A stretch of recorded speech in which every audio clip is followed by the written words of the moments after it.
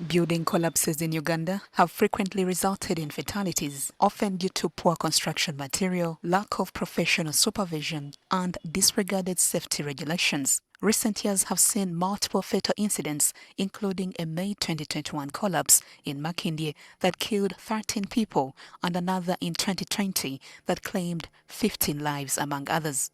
We have investigated these accidents. We have released the outcomes of these accidents. At times, these investigations are not necessarily to only prosecute, but they also inform us of what we need to do. We expected an accident every day.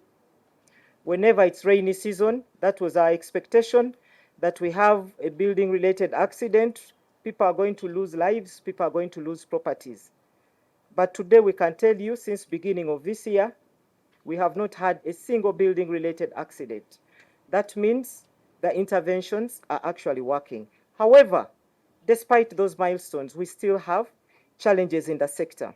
To bridge these gaps, government has finally swung into action with tough penalties for illegal building contained in the new Building Control Amendment Act 2026, with some fines tripling original ones. While addressing journalists in Kampala, Engineer Flavia Gutobwire, the Executive Secretary for the National Building Review Board, which is the enforcing entity, revealed that the penalty for building without a permit has been increased from 50 currency points, about 1 million shillings, or 2 years imprisonment, to 2 currency points per square meter of the built-up area, or 5 years imprisonment, or both, among other penalties.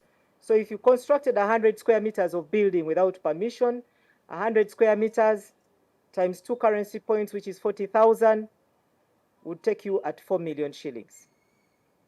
And remember, one of the other amendments is that this is now going to be issued as express penalty. There is also building after expiry of the permit. We have introduced procedures for extension of this permit.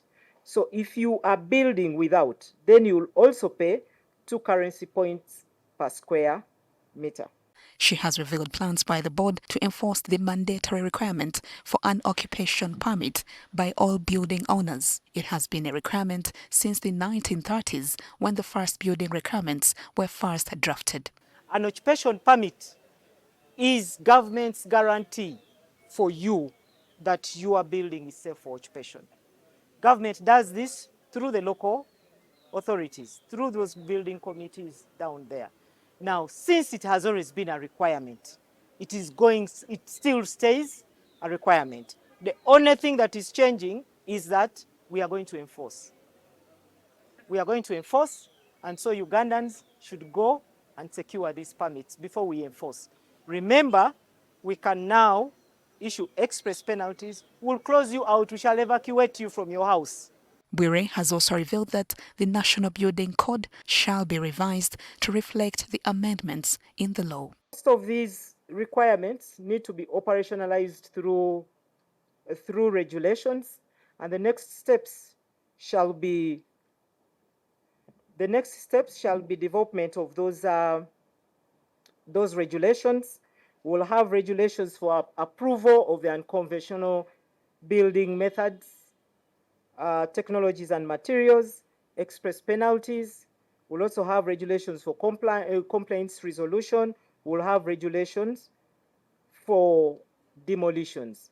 Regulations that guide the building committee on how and when they order a demolition. Implementations in the new Building Control Amendment Act 2026 await regulations for enforcement to commence. Juliet Nalwoga, NTV.